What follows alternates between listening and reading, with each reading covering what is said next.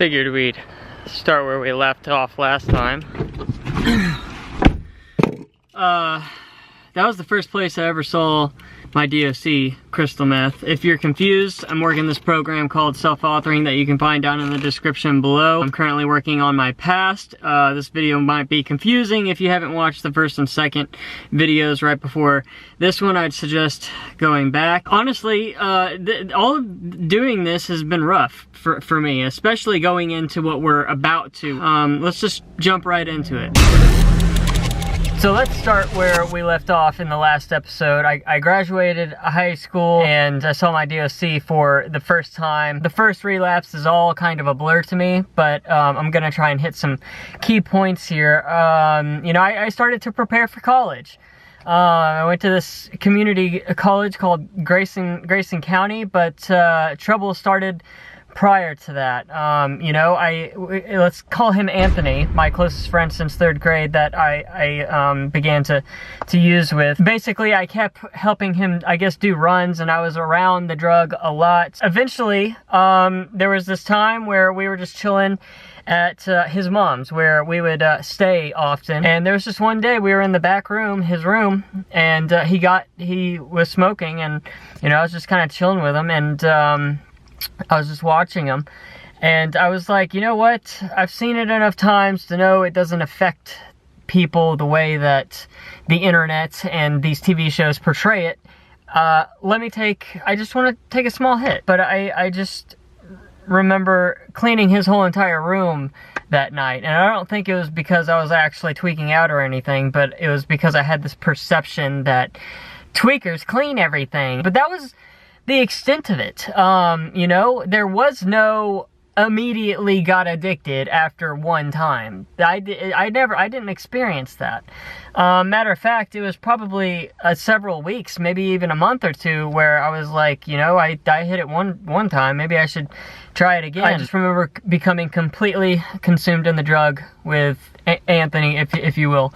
And you know, I go to college for like a week or two when it first starts. By then we were already pretty deep into it, and I just remember dropping out for the first time. Okay, so I remember, I guess our dealers that we were going through, it was a couple, okay? They lived in this apartment. Occasionally we'd go over to their house and do deals with them or whatever, but I just remember this one time Anthony was at work and I went over there without telling him, and I was gonna babysit their kids while they took my car to go and make some runs or do whatever they had to do, right? Well, they handed me this pill that had, you know, stuff in it, and they were just like, you know, here, take this while we're gone. And I'm like, okay, kind of weird and sketchy. I looked inside of it and I'm like, this doesn't look familiar. And they wouldn't leave the apartment, and so I'm like, kind of, you know, getting sketched out, and they kind of keep looking over at me, and they wouldn't leave until I took the pill. And so what I did was I put the pill in my mouth, put it under my tongue, took a sip of my Dr. Pepper. The second I swallowed, they're like, all right, we'll see you in a little bit. They left the house. They come back like 5-10 minutes later, and they're like, oh, it's not gonna work out, and they're like looking at me up and down and whatnot. Well, in the meantime, in that 5 or 10 minute duration, I spit the pill back out. I looked at it and it just looked off. Basically, when they got back, they were just like, oh, well, you can leave, you know? I'm like, all right. And so I go to pick up Anthony from work or whatever, and we get back to the place that we were staying, which was this kind of like trap house, and I show him my cigarette pack with this melted down saliva filled pill, and he was like, dude, that's heroin and meth. That's a speedball. And he was like, you probably would have died if you took that. But freaking, I just remember getting to a point where we're still living at this like trap house with like 6 other people. I'm probably like 80 pounds. I'm not eating, malnourished, and I just hit up one of my best friends, one of my like sober good friends, that was working at this little restaurant fast food place called Catfish King. And I just told him, yo, I'm just gonna come and see you. I'm gonna park in the parking lot. I think I end up like passing out in my car or something. And next thing I know, he's like knocking on my... I get up and he looks at me and is like, "Are you trying to go get something to eat or something?" And I was like, "Sure." And so I hop in his car with him. All of a sudden, it's like we make a couple of wrong turns, okay? And I'm like, where are we going? And he just looked at me and was like, "I'm taking you home, dude, to your parents." I was like, and I just accepted defeat at that point. And I just remember rolling up to the house. My parents were already outside waiting for me. Yeah, I ended up staying home for, 2 weeks. The whole entire time, I'm like begging my parents, like, I have to go back out. I have to go and save Anthony. There was no saving Anthony. I just wanted to go back out and get high again. And then one night, I messaged Anthony and I was like, "Yo, come pick me up. I'm gonna sneak out of the window." That night, him and some of the other people that were living at the trap house got in a car and drove past my house down the street and packed a backpack and rolled up my window in my room and freaking went back to the trap house. And I stayed at that trap house for another couple of weeks. I just remember getting bad again really quickly. There was just another night where I decided, I'm just gonna go and take a walk, And I end up walking past another one of my close sober friends, okay? And his mom is in a van, and she just happens to be sitting in the driveway. And of course she says, "Do you want something to eat?" And so, I just end up hopping in the van with her. She takes me to this place called Whataburger, and we eat and we talk. And as we're leaving the restaurant, my dad, of course, is sitting outside again. And he's just like, "Son, get in the truck." I remember I wanted to run, but I was so distraught and destroyed and my body was trashed that I was just like, screw it, I don't really have a choice. And so I get in my dad's truck, and I just remember falling in and out of consciousness pretty much for days. My dad had decided to drive me from here in Sherman, Texas, all the way to Pennsylvania in this little town called Blairsville, where one of my good friends was going to school. I ended up just staying with him for a couple of months, staying off of the drug.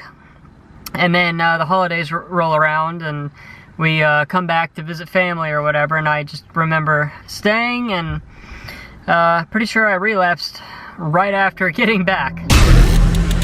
This is going to be the toughest thing to talk about, is the second relapse. I get back from Pennsylvania, and I start to try and do the normal thing. I go to college, try and learn some stuff, drop out, couldn't figure out what the hell I wanted to do with my life. I was working a whole bunch of different jobs. I've had too many jobs to count. Eventually, me and Anthony get close again, and his mom allows us to go back over to the house and stay there. And before I say anything else, I have to start with this. Mama and Poppy, okay? They were like some pretty high up in the game, I guess, dealers. I hate saying that. It's just, they were at a house, and that's a majority of where a lot of things would go down. The easiest way for me to explain all this to y'all is to go by different people. There's this one guy, let's just call him Badger, okay? So at the beginning of this second relapse, we were looking for people to score off of, okay? I was digging through my Facebook and I found Badger, okay? And so we get a couple of bags off of him to start things off. We start like staying the night at Badger's house, and he kind of introduces us to some other people. I remember Badger was just this like normal kid that just so happened to live across the street from people that were kind of dealing and using the drug. Two of those people, let's say, are Rudolph and this older woman. Well, there was this one time where Rudolph, Anthony and I got this sketchy hotel that literally nobody was staying at. And we go there, and the freaking Rudolph just passes out, okay? Face first on the bed, arms and legs stretched out. He's gone, okay? So me and Anthony are just sitting in the bathroom using and smoking, and we decide, we need to get back to work and do our own thing. And so we just decide to pop out and leave. Well, several days go by, not even thinking about what may have happened to Rudolph, okay? Well, we get a call from this other person that was in the game that we were playing with, and she is like, yo, come over to this trap house, there's something going on. And we're like, you know, screw it, okay, whatever. We hop in the car, we go over to the trap house. She comes out the front door, and has this weird look on her face and is staring at us. And, you know, we're like, what's going on? And all of a sudden we see Rudolph come from around the house and see us, and we're like, oh crap. And he just hops in my car and he's like, let's take a drive. And so we start to drive around, and he's like, yo, y'all left me, I was stranded at that hotel, you didn't even tell me that I was leaving or whatever. And he was like, the place ended up getting raided, and I got arrested, and was like, yo, I'm gonna need something off y'all because y'all left me. And we really had no other choice but to help him get back in the game, and so we just gave him some money. One time, Rudolph and I got into a pretty big altercation. Rudolph and Anthony found a large stash or whatever, and we had to go and pick it up. Rudolph was driving my car kind of recklessly, and I'm like, yo, that's strike one. Like, don't be driving my car like that. He just brushes it off, okay? Get the stash, we're on our way back over to Mom and Poppy's house. I'm like, that's strike two, okay? Pay attention to the signs or whatever, okay? We're almost to Mom and Poppy's house. I'm like, that's strike three, dude. Like, I start getting pissed off, okay? Because of the way he's driving. We get back to Mom and Poppy's house. By this time, all of us are out of the car. Me and Rudolph are freaking fighting back and forth in the front yard, arguing. When all of a sudden, like, 6 cars come out of nowhere around the corner, park all in front of Mom and Poppy's house. Everybody gets out of the car. Imagine like 3 people per car all get out of the car, and everyone surrounds me and Rudolph, okay? The fight ends up going into the house, and until eventually we argue so much that he just pushes me down, and I'm just laying there on the floor. Rudolph is like, we need to get back to work, okay? So we all hop back in my car, and we go to this other trap house where this dude with an ankle bracelet lived, which I'll go into here in a little bit. So we're at this trap house, and I freaking am just walking around the trap house not really knowing what's going on. And this dude ends up handing me a blunt. I smoke the thing, get way too high. Meanwhile, Rudolph and Anthony are in the back bathroom, serving all of this whole entire line of people that started in the backyard all the way into the back door, all the way through the kitchen into the bathroom. So kind of going back to the beginning of the second relapse, Badger wasn't the only person that we tried to get off of.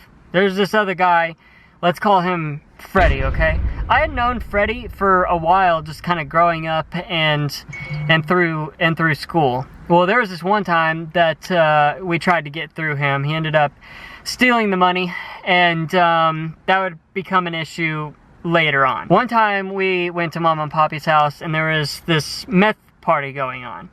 Well, Freddy comes out of nowhere of the back room, and we're like, what the hell? Why are you here? He's providing all of these drugs for everybody. And so, you know, he's smoking with a group over here, there's a group over there, group over here, and I go up to him and I'm like, yo, we need to talk about you stealing money from us, you know? And he's like, no, just enjoy, you know, I'm supplying the drugs tonight, like, just, it's on me, just enjoy your time here. And I'm like, no, like, let's go outside. And he's like taking his shirt off, like getting ready to fight, and my dumb ass is just like, yo, let's just talk, okay? Maybe I wasn't dumb, because I probably would have gotten my ass beat, honestly. There was another time with Freddy where, you know, I was out on my own. Me and Anthony had probably gotten into another argument or altercation. I was doing things on my own, and so I was hitting up Freddy to try and find or something, and I just remember ended up meeting up with him and, you know, giving him some rides to do some runs or whatever. We end up at this, probably one of the sketchiest apartment complexes I've ever seen. We walk into this apartment, and it's just this older man, okay? I just remember seeing Freddy take out his stash and also some rigs, and it was like one of the first times I had ever seen someone take out needles like that. And he prepares himself a shot and this older man a shot, And it was the first time that I watched someone shoot up. Okay, new person, let's name her Whitney. Whitney and Anthony go way back.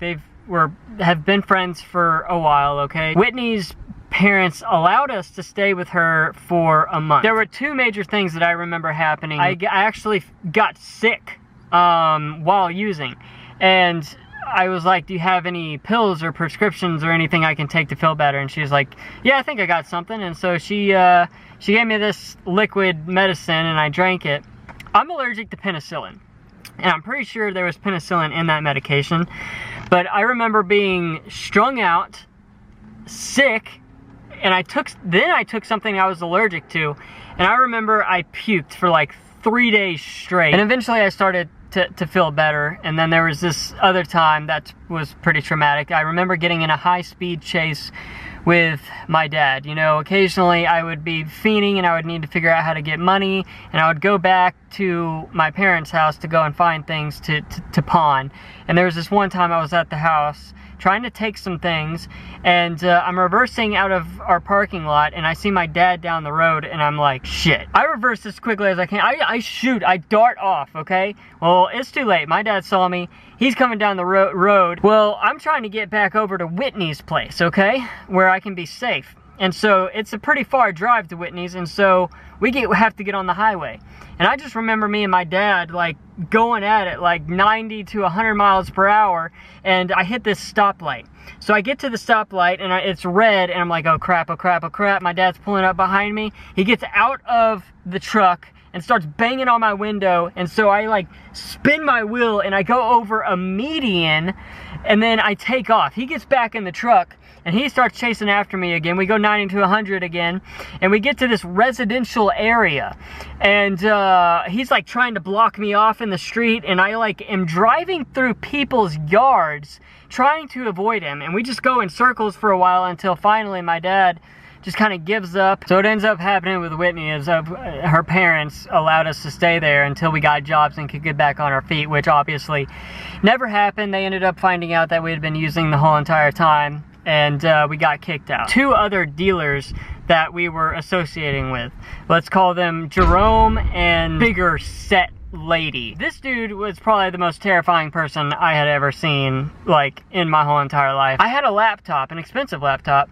and pretty much Anthony and Jerome stole it from me, and then stole my car, traded the laptop for drugs, went back to Jerome's and the Bigger Set Lady's house, and they bagged everything up right in front of me. I got pissed off, you know? And so I confronted him about it, as terrified as I was, and he didn't even give 2 cents about it. He brushed it off and just walked away as if nothing pretty much happened. Okay, so these next 3 stories all kind of intertwine together, okay? We're gonna talk about Mama and Poppy, a new person named Eeyore, and then going back to the jail ankle bracelet guy. The dude with the ankle bracelet, jail dude, was in a pretty major trap house as well. And I just remember one time, me and Anthony got seriously like robbed. We were selling out of the house,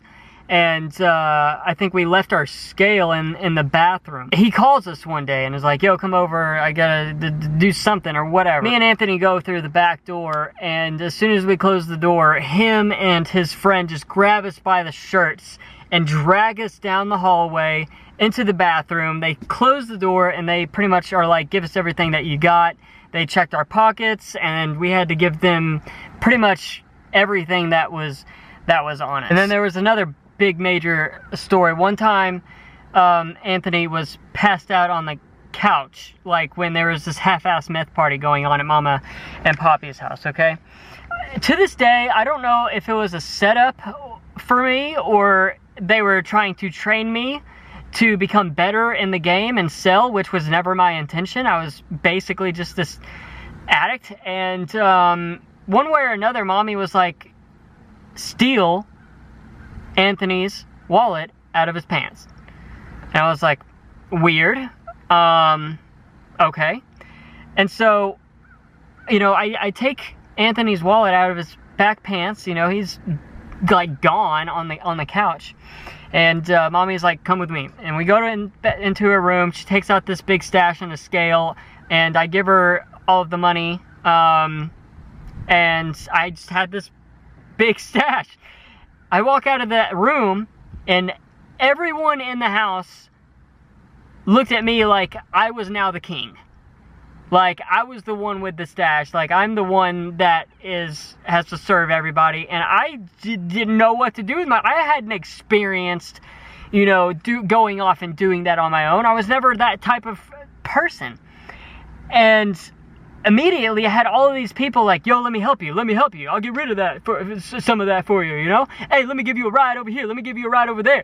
And I'm like, what the hell is going on? And I just became like so flustered that I remember this lady was like, yo, I know somewhere where we can bag everything up, follow me. So she gets in my car. Guess where we end up?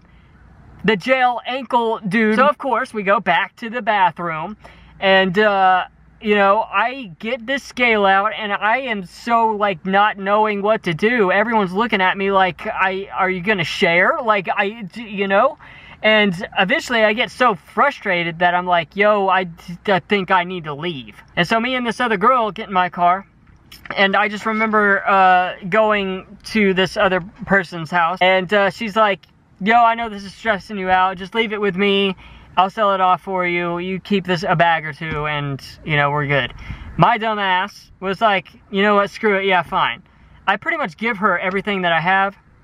Haven't heard from her since. So basically, Eeyore lived in a tent down the street from Mama and Poppy's house, behind another house. I was walking around the streets, not knowing what to do with myself. Well, you know, eventually one day I decided to go back over to Mama and Poppy's house. Mama and Poppy allowed me and Anthony to, at one point, to stay in the shed in the backyard, and so I knew that's where Anthony was. And so I sneak around back one day when I was stranded, and I go into the house, or into the shed, and Anthony's not there, but I see his stash in his backpack. And so I take it, and I start to run off. Well, Anthony comes out the back door of Mom and Poppy's house and sees me. He runs after me and basically tackles me, and we're like fighting for the backpack, and eventually he like rips it off of my arm. And I had a Dr. Pepper. I just poured it over his head and threw the can at his head and just let it be. Well, this is where Eeyore comes back into play, okay? Eeyore hid me in his tent for like a day or two until everything calmed down. I even remember Mommy walking down the street to Eeyore's house and being like, do you know where Jake is? And Eeyore lied for me and was like, I haven't seen him or whatever. There was a time where, you know, me and Eeyore were driving around trying to find a way to make money to be able to buy some drugs, okay? Well, we end up at this gas station. He goes inside to play like some slots or whatever. That's usually how he made his money, is by gambling. And I was just inside my car, like just contemplating life decisions and whatnot. Well, Eeyore comes back out and is like, I couldn't make anything today, let's just leave. And I was like, okay. I go to turn my key on my car, and it wouldn't start. So basically, at this point, I have nothing. Pretty much the whole entire life came crashing down. Eeyore was like, you're useless to me now because you don't even have a drivable car anymore. He decides to go back over to his tent. I'm stuck walking around the streets of Sherman again, and I just leave my car at the gas station. I had no other choice. It's not like I had money to tow my car, you know, and then where would I even get it towed, you know what I mean? And so, you know, after walking around for a couple of days, I'm like, I can't do this anymore. And I go and knock on my grandma's apartment door. She sees me and is like, holy hell, you look like hell, or whatever. And she takes me in for like a month, and she takes care of me. And I don't remember what age I was, but I remember for my birthday, after like a month or so, I got a hold of my parents, and they were like, for your birthday present, you can come back to the house and live with us as long as you stay sober. And that's basically the end of the second relapse.